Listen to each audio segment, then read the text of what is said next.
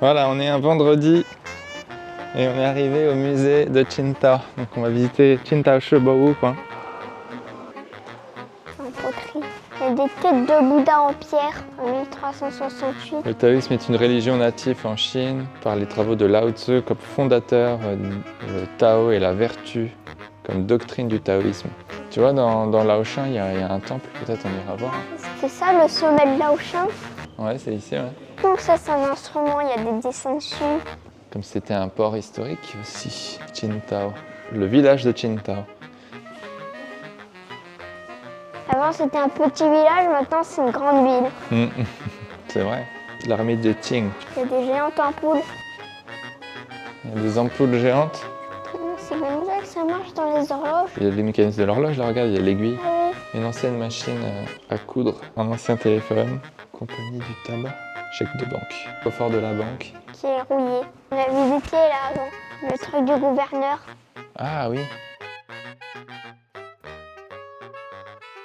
Dans ce musée, on découvre aussi l'histoire plus récente de Qingdao et de la province du Shandong. Qingdao a été colonisé par l'Allemagne à la fin du 19e siècle. Pendant la Première Guerre mondiale, en 1917, la Chine entre en guerre contre l'Allemagne aux côtés des Alliés. L'objectif pour la Chine est alors de récupérer la souveraineté sur la concession allemande. Mais en 1919, à peine libérée de l'occupation allemande, la Chine apprend que le traité de Versailles attribue ses territoires à l'Empire du Japon.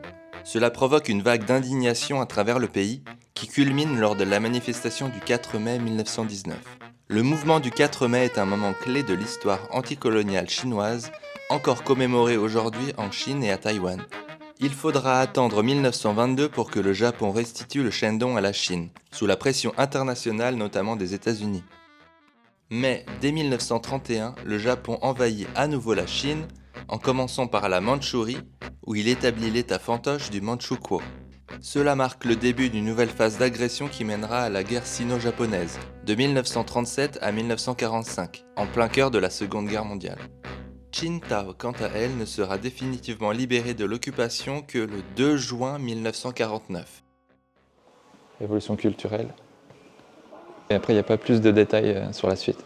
Donc là, ils disent que la Chine est un des plus vieux pays à utiliser de la monnaie comme centre de la société sociale, politique, économique, culturelle. Et donc chaque période a des formes variées. Donc voilà, on va regarder un peu l'histoire des pièces en Chine. Là, ça commence avec des coquillages. Avant c'était les coquillages japonais. Ensuite, il y a des pièces en cuivre, des pièces en forme de couteau. Il y avait plein de pièces différentes et du coup, ils ont tout été abolis pour avoir une seule forme de pièce. Les pièces circulaires avec un carré au milieu, ça s'appelle les bains-liens. Bain, c'est moitié et lien, c'est double. Lien. Dans le lien que. Ouais, lien ge, tu vois, c'est le même lien. Moi j'ai appris les caractères. C'est des moules pour fabriquer les pièces en bronze, tu vois. C'est une partie du moule, hein. C'est une toute petite partie, je pense que c'était beaucoup plus grand que ça. Donc on voit que le bronze, il était coulé dedans, tu vois, il y a les petites couleurs. En pierre, en bronze, En en bronze, poterie. en poterie. Voilà, t'apprends plein de choses là, ici. Hein. Et là, c'est pas que l'histoire de Qingdao, là, c'est sur la monnaie en Chine. Il y a une période de chaos qu'on appelle les Trois Royaumes. Tu sais, c'est connu ça, la période des Trois Royaumes, où il y avait une division de la Chine. Donc la structure des pièces ont varié pendant cette période, mais ça a quand même relié le passé et le futur de l'histoire de la monnaie. Il y a une chaîne de pièces. Li. Papa, il y a une corde avec des pièces. Ah ouais, wow. 1000 pièces. C'est pas des liasses de billets, là, c'est des liasses de pièces. Bon, c'est encore des pièces carrées, là. Ça change pas, ça n'a pas beaucoup changé, du coup, là. Pendant plus de 1000 ans, c'était encore les mêmes pièces. Ah, il y en a des plus ou moins grandes. Hein. Elle est géante. Papa, là, il y a des cadeaux monnaie. Donc apparemment, il y a une période où ils utilisaient ça comme des cadeaux. Ça commence à changer, là. Il y a plein de trous. Ouais, c'est une forme d'art, en fait. Là, on arrive sur la partie des porcelaines Ming et Qing.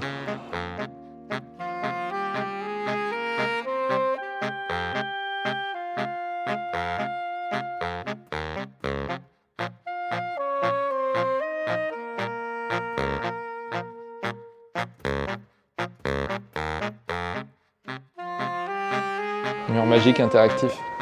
Ouais, c'est ça.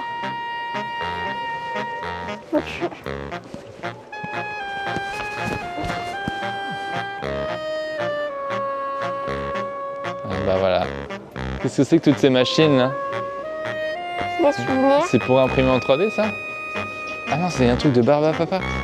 J'y crois pas. C'est quoi ça? C'est pas une imprimante 3D? Ouais, c'est une imprimante 3D. Ouais. Ah, tu peux graver ce que tu veux. Tu peux signer. Ça, c'est imprimé en laser, tu vois, regarde.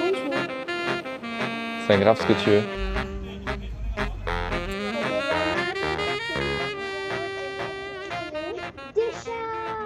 On va au zoo. C'est par là. Bon, du coup, on va filmer comme ça parce que j'ai oublié ma caméra. Les pandas. Parti 9 mai. Ah, ils sont partis? Le panda, mince. Les enfants, vous vous souvenez ce que ça veut dire son chou? Ouais, j'ai appris. Ça veut dire quoi? Okay. Et là, c'est singe écureuil. Et comment il a fait? Il a grimpé sur le mur. Le singe, maman. Ah bon? Oui, il a grimpé sur le mur. Ah oui.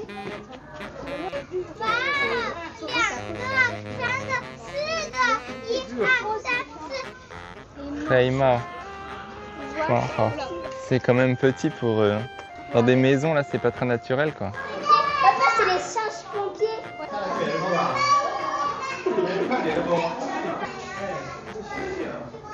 Le pauvre, il doit s'ennuyer, là, dans son petit truc, là. Il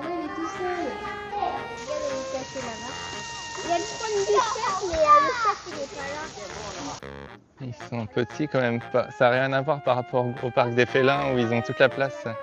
C'est un peu dommage, il y a un grand parc là et ils ne l'utilisent pas. Là, à la place, ils les mettent dans des bâtiments, dans des tout petits bâtiments. Et c'est les humains qui bénéficient du grand parc, mais pas les animaux. C'est dommage.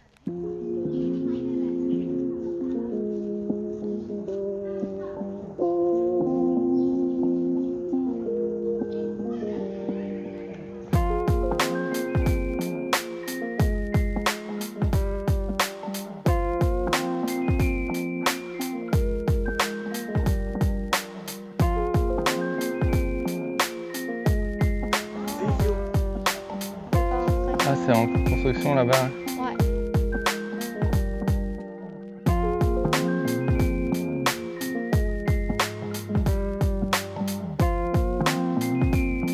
Je crois qu'on est perdu depuis tout à l'heure là. On ne fait que de tourner en rond. En